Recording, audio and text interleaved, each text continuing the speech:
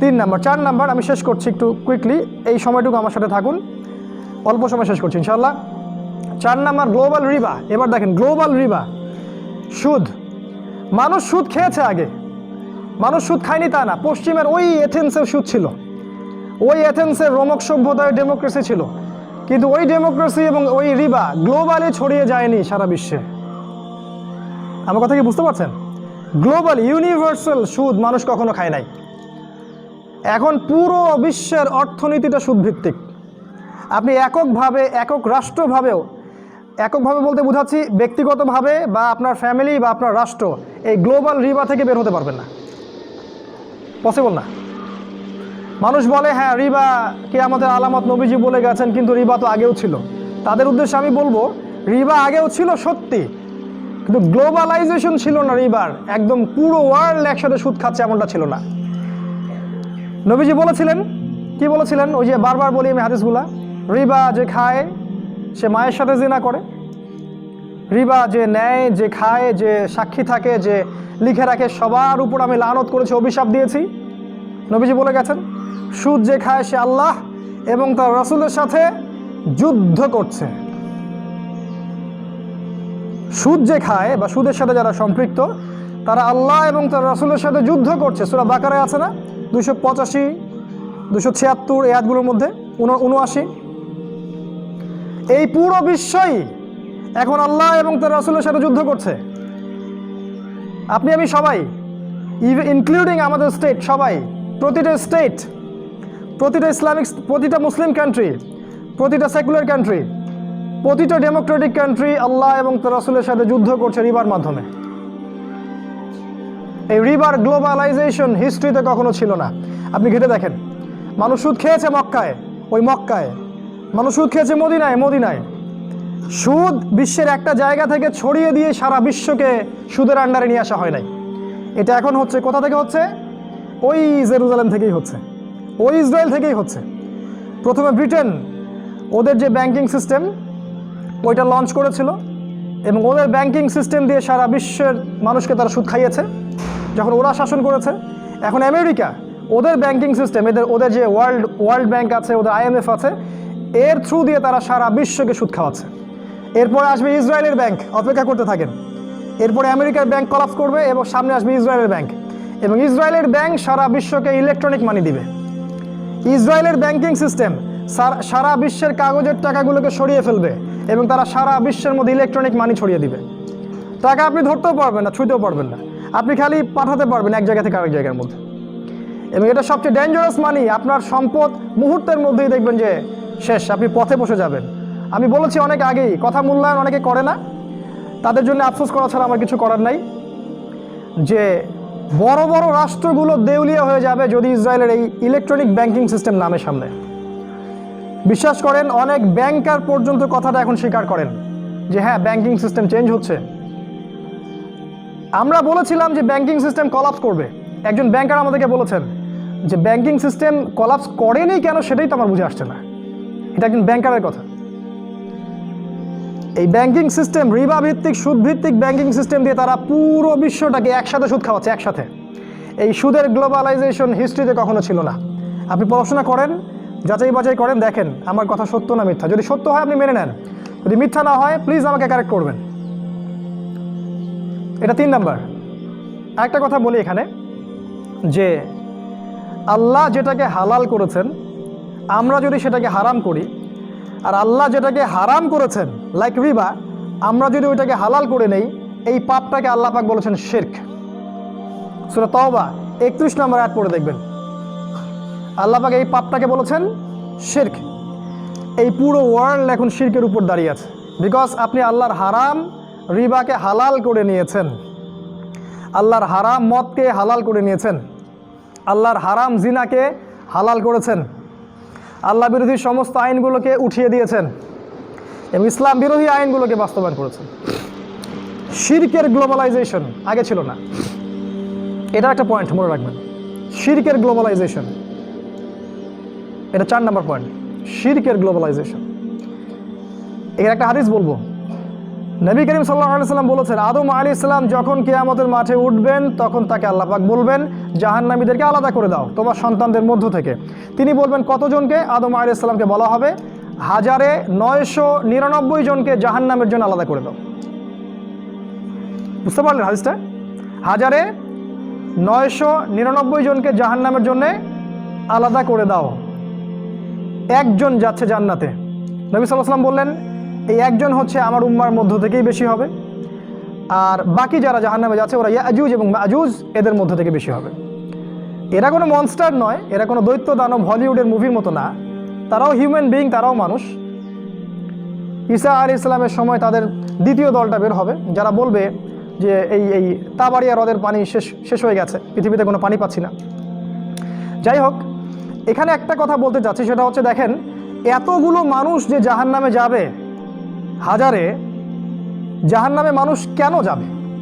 এতগুলো মানুষ কেন জাহান্নামে যাবে? উত্তরটা খুব সিম্পল, উত্তরটা সূরা নিসার মধ্যে আছে। আল্লাহ পাক বলেছেন আমি আমার সাথে শিরিকের গুনাহ মাফ করব না, বাকি সমস্ত গুনাহ আমি যাকে ইচ্ছা মাফ করে দেব। আল্লাহ পাক বলেন এটা, ইন্নাল্লাহা লা ইয়াগফিরু আন ইউশরাকা বিহি ওয়া ইয়াগফিরু মা দুনা যালিকা লিমান ইয়াশা। আল্লাহ পাক তার সাথে শিরিকের গুনাহ মাফ করবেন না, এছাড়া যে কোনো গুনাহ আল্লাহ পাক যাকে ইচ্ছা মাফ করতে পারেন। তাহলে প্রশ্ন, ওই 99% মানুষের আমল নামায় কোন পাপটা থাকতে পারে? সিম্পল, কি? শিরক। তার মানে ওই যে মানুষগুলো জাহান্নামে যাচ্ছে তারা শেষ জামানার মানুষ হবে বেশিরভাগই, কারণ শেষ জামানায় ইউনিভার্সাল শিরক চলছে। ইউনিভার্সাল শিরক কখনো চলে নাই, নো। হিস্ট্রিতে ইউনিভার্সাল শিরক মানে পুরো বিশ্ব জুড়েই শিরক।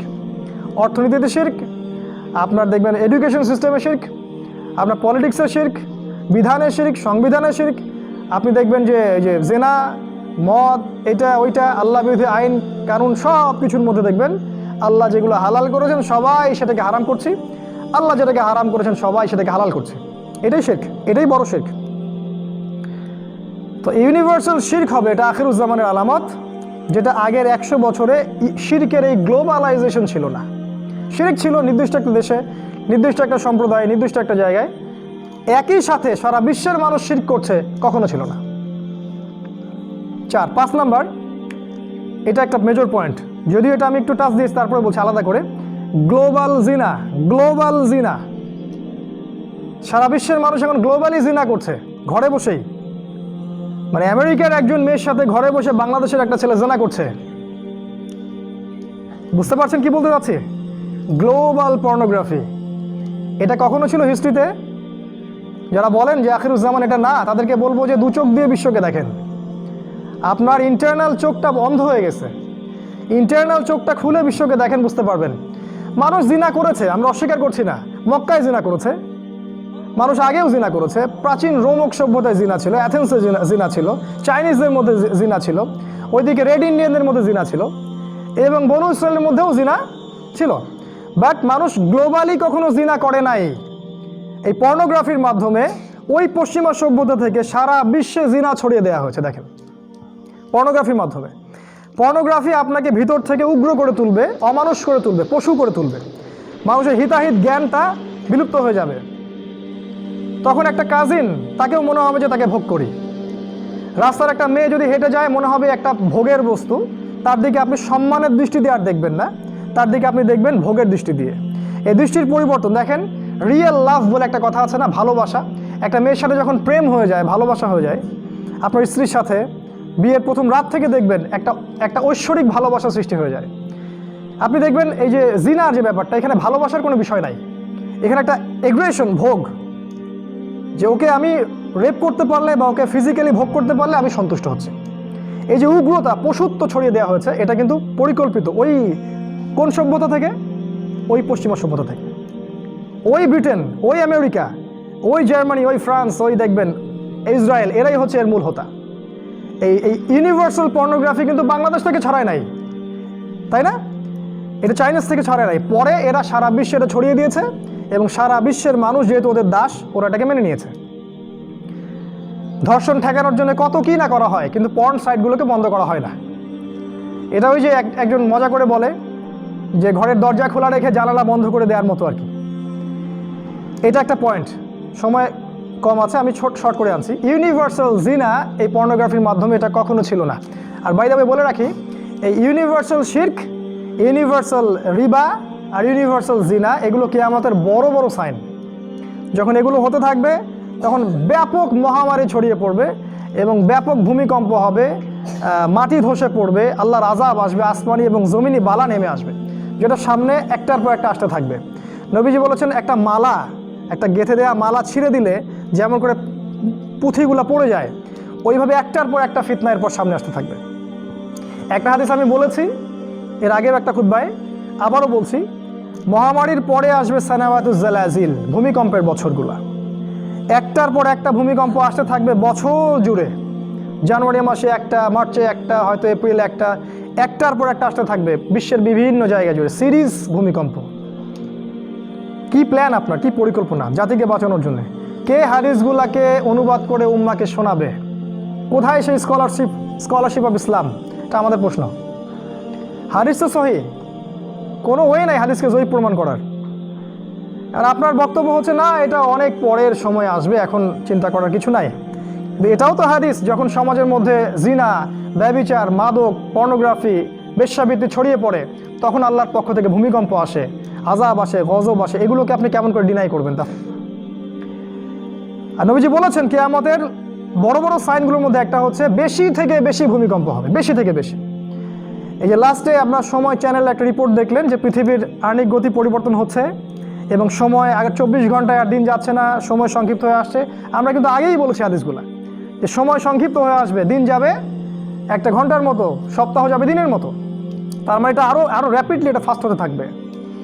আর প্রতিটা ভূমিকম্পেই আর্নিক গতির পরিবর্তন হতে থাকে। এই জ্ঞানটা ওই সেকুলারদের কাছে নাই, আমাদের কাছে আছে, বিকজ আমাদের কাছে কোরআন আছে, সুন্নাহ আছে। এই ইউনিভার্সাল জিনা যুবকদের এবং যুবতীদের প্রতি নসিহাত হচ্ছে আপনি বিয়ে করার সাহস, আমি তো বারবার বলি, এই জন্য আমাকে অনেকে মানে কি বলবো যে আইডল মানছেন যে না ভাইকে নিয়ে আসতে হবে, উনি বিয়ের কথা বলে। আমি বারবার বলি যে বিয়ের বয়স হয়ে গেলেই আপনার ফিজিক্যাল মেন্টাল ম্যাচুরিটি আছে, বেশি না, আপনার নিজের মতো চলার অর্থ আছে, নিজের চলার অর্থ আছে, আপনি বিয়ে করে ফেলেন। ওই একজনের খাবার আল্লাহ পাক 2 জনের জন্য যথেষ্ট করে দিবেন ইনশাআল্লাহ তাআলা। এটা ছাড়া আপনি জেনা থেকে বাঁচতে পারবেন না, এটা করেও জেনা থেকে বাঁচতে পারবেন না যদি পর্নোগ্রাফি থেকে বের না হতে পারেন।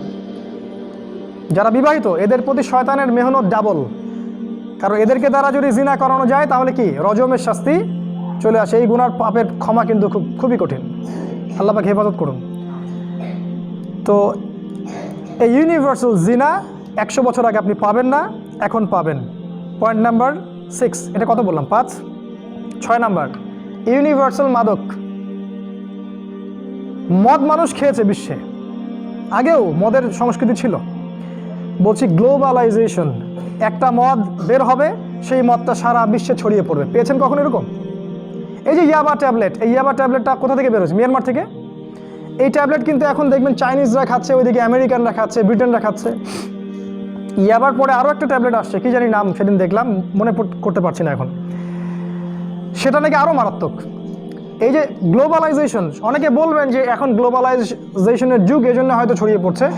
আমি বলবো সত্যটা এটা নয়, বরং সত্য হচ্ছে এই যে গ্লোবালাইজেশনের যুগে অনেক কিছু আপনি নিজের মধ্যে রাখতে পারেন।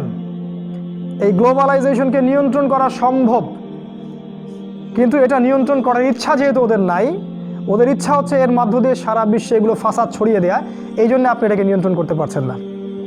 তাই আমার মন্তব্য এটা, আপনাকে মানতে বাধ্য করিনি আমি, যে এই গ্লোবালাইজেশনটাও মাসিহুদ দাজ্জালের একটা ট্র্যাপ। কারণ আমার পয়েন্ট হচ্ছে, আমার যুক্তি হচ্ছে এটা যে দাজ্জাল জেরুজালেম থেকে সারা বিশ্ব শাসন করবে। বিশ্বকে শাসন করতে হলে গ্লোবালাইজেশনের দরকার আছে। অতএব যদি এই গ্লোবালাইজেশন না থাকতো তাহলে দাজ্জাল তার এজেন্ডাগুলো সারা বিশ্বে ছড়িয়ে দিতে পারতো না। এই সেন্স থেকে আমি বলেছি যে এই গ্লোবালাইজেশন দাজ্জালের সাথে সম্পৃক্ত কোনো না কোনোভাবে, বরং তার অনুসারী যারা আছে ওরাই এটার এস্টাবলিশ করছে সারা ওয়ার্ল্ডে। তো গ্লোবাল মাদক এটা একটা আলামত বা লাস্ট 100 বছরের মেজর সাইন, যেটা আমরা তার আগের বছরগুলোতে দেখি না। আর এটা দূর করার জন্য একটাই অস্ত্র মাদক থেকে বেঁচে থাকার, সেটা হচ্ছে আপনার ইসলামিক নৈতিকতা, কোরআন সুন্নাহ, সালাত এবং ইসলামী অনুশাসন। এছাড়া আপনি এখান থেকে বের হতে পারবেন না। কশ্চিনকালেও, শোনেন, কশ্চিনকালেও আইন দিয়ে, শাসন দিয়ে আপনি মদ থেকে মানুষকে দূরে রাখতে পারবেন না, জিনা থেকে পারবেন না। আপনাকে তাদের মনোজগৎটাকে পরিবর্তন করতে হবে। আর এই পরিবর্তনের সবচেয়ে বড় অস্ত্র হচ্ছে আল কোরআন। দেখুন, গভর্নমেন্ট যদি সবার হাতে হাতে মাস্ক পরাতে পারে, মুখে মুখে সবার হাতে হাতে হ্যান্ড স্যানিটাইজার দিতে পারে, তাহলে রাষ্ট্র চাইলে সবার হাতে হাতে কিন্তু কোরআনও পৌঁছাতে পারে মুসলিমদের হাতে। এই সদিচ্ছা থাকলে সম্ভব ছিল। রাষ্ট্র চাইলে প্রত্যেক মুসলিমের জন্য সালাতকে ম্যান্ডেটরি করতে পারে। যদি আপনি সালাতে ঢোকার সময় মাস্ককে ম্যান্ডেটরি করতে পারেন, তাহলে প্রত্যেক মুসলিমকে আপনি মসজিদে আনতে পারবেন না? সম্ভব ছিল, উদ্দেশ্য নাই, পারেন না। যখন খিলাফা আসবে তখন হবে ইনশাআল্লাহ। তো যেটা বলছিলাম যে এটা দূর করার জন্য আপনাকে রাষ্ট্রীয়ভাবেই সবার হাতে কোরআন ছড়িয়ে দিতে হবে। আদারওয়াইজ আপনি মদ থেকে মানুষকে, তরুণ প্রজন্মকে দূরে রাখতে পারবেন না, সম্ভব না। আর আইনের ফাঁকফোকর সম্পর্কে আমাদের খুব ভালো জানা আছে। এগুলো দিয়ে কতটুকু কি কাজ হয় আল্লাহই ভালো জানেন। আল্লাহ রাব্বুল আলামিন আমাদেরকে বোঝার তৌফিক দান করুন, আমিন। 7 নাম্বার যে পয়েন্টটা লাস্ট 100 বছরে ছিল না, এটা একটা মারাত্মক পয়েন্ট। সেটা হচ্ছে এডুকেশন সিস্টেমের করাপশন। এই শিক্ষা যে পদ্ধতিগুলো আছে আপনাদের, এই শিক্ষা পদ্ধতির যে দূষণ বা দুর্নীতি বা করাপশন, এইটা হিউম্যান হিস্ট্রির 100 বছরে পাবেন না, এই লাস্ট 100 বছরে, আগে পাবেন না। করাপশনটা বলতে কি বোঝাচ্ছি? দ্বিমুখীকরণ। আপনি মাদ্রাসায় পড়লে বিশ্ব জানতে পারবেন না, আপনি সেকুলার লাইনে পড়লে কোরআন শিখতে পারবেন না। দাজ্জাল পিছনে কে আছে? মাসিহুদ দাজ্জাল এবং তার ফলোয়ার্স, জায়নিস্ট মুভমেন্ট আছে। আপনি মাদ্রাসায় 15 বছর পড়েন, আমার মনে হয় না যে আপনি 15টা ইসলামিক রাষ্ট্রের রাজধানীর নাম বলতে পারবেন, বা 15টা দেশের মুদ্রার নাম বলতে পারবেন, বা 15টা দেশের রাষ্ট্রপ্রধানের নাম, বা এই নর্মাল যেগুলো আমরা বিসিএস করার জন্য করি আর কি, এগুলো পারবেন না। 15 বছরে আপনি প্রতি মাসে কারেন্ট অ্যাফেয়ার্স পড়েছেন কি না আমার জানা নাই, সম্ভব, পসিবল না। ওখানে তো বললাম হিস্ট্রি নাই, ইসলামের হিস্ট্রি নাই, ইকোনমিক্স নাই, ইসলামিক ফিলোসফি নাই, জিওপলিটিক্স নাই, এবং ইসলামিক পলিটিক্সও নাই। মেজর সাবজেক্টগুলো নাই। জানি না কিভাবে এই সিস্টেমটা দাঁড়িয়ে আছে, আল্লাহ ভালো জানেন। তো এই দিকে যদি আসেন, সেকুলার সিস্টেমের দিকে, এখানে আপনি 20 বছর পড়েন, এই 20 বছরে আপনি তো কোরআনের 20টা সূরা পড়তে পারবেন না, 20 জন সাহাবীর নাম আপনি শিখবেন না, তাদের আকীদা মানহাজ জানবেন না, আপনি ইভেন ঈমান ভঙ্গের কারণ কি, ওযু ভঙ্গের কারণ কোনগুলা, এগুলো হয়তো টুকটাক জানতে পারেন। আপনার রাসূল সাল্লাল্লাহু আলাইহি ওয়াসাল্লামের জীবনী, আপনার ধরেন এই যে ইসলামিক ফিকহ বা হাদিসে 40টা হাদিস, বেসিক বই মিশকাত, রিয়াদুস সালেহিন, কোরআনের একটা তাফসির, এগুলো শিখতে পারবেন না। এদিকে আপনি পড়াশোনা করেছেন 25 বছর, 30 বছর। এই যে সিস্টেমের যে দ্বিমুখীকরণ, এটা লাস্ট 100 বছরে ছিল না কিন্তু, বিশ্বাস করেন। ইসলামিক সভ্যতার বাইরেও যে সভ্যতারা ছিল, তারাও এমন একটা জ্ঞান চর্চা করত যে জ্ঞানটা ছিল মৌলিক, এবং যে জ্ঞানটা শিকড় থেকে সব শাখা প্রশাখা বের হতো। ওই যে সবাই কথায় কথায় রোমক সভ্যতার উদাহরণ দেয়, তাদের যে বেসটা ছিল, ওই বেসটার মধ্যে তারা ধর্মকে কিন্তু এড়িয়ে যায়নি। তারা সেকুলার সিস্টেমের সাথে ধর্মকে একসাথে নিয়ে একটা এডুকেশন সিস্টেম দাঁড় করিয়েছিল। চাইনিজদের সভ্যতা অনেক প্রাচীন, দেখবেন ওদের সাথে ধর্মের সাথে সম্পৃক্ততা আছে। ইসলাম না হোক, বুদ্ধিজম ধর্মের সাথে সম্পৃক্ত আছে, এবং এই ধর্মের সাথে সম্পৃক্ততা দিয়েই তারা অন্যান্য সাবজেক্টগুলো পড়াশোনা করত। ইসলামের স্বর্ণযুগে ফিরে যান, আমাদের যারা ডক্টর ছিলেন, ইমাম রাজি বা ইমাম গাজালির কথা বলেন, বা ইবনে সিনা, বা যারাই ছিলেন, যত বড় বড় মনীষী ছিলেন, খেয়াল করে দেখবেন তারা কিন্তু কোরআন সুন্নাহ ছোটোতেই পড়েছেন। তারপরে তারা কেউ পড়েছেন ইঞ্জিনিয়ারিং পড়েছেন, ডক্টরি পড়েছেন, কেউ ফিলোসফি নিয়ে পড়েছেন, বিভিন্ন শাস্ত্রে তারা অগাধ পাণ্ডিত্য অর্জন করেছেন। একজন হিউম্যান বিং সে প্রতিটা সাবজেক্ট পড়তে পারত। তো এই জিনিসটা কিন্তু আপনি এখন আর খুঁজে পাচ্ছেন না। এই যে পার্থক্যটা, এই পার্থক্যটা লাস্ট 100 বছরে আপনি পাবেন, এটা মেজর সাইন। এটার সাথে লাস্ট জামানার সম্পর্ক কোথায়? ওই যে ওই জায়গায় হাদিসটা মনে করায় দেই, নবী সাল্লাল্লাহু আলাইহি ওয়াসাল্লাম বলেছেন আখিরুজ্জামানে ইলম উঠে যাবে এবং জাহেলিয়াত বর্ষণ হবে, আলেমদের মৃত্যু হয়ে যাবে, মানুষ জাহেলদেরকে আলেম হিসেবে গ্রহণ করবে, তারা জাহান্নামের পথে যাবে, অনুসারীদেরকেও জাহান্নামের পথে নিয়ে যাবে। আপনি আমার বলা পয়েন্টগুলোর সাথে আখিরুজ্জামানের হাদিসগুলো মিলালে আপনারা অনেক জ্ঞান জানতে পারবেন ইনশাআল্লাহ তাআলা।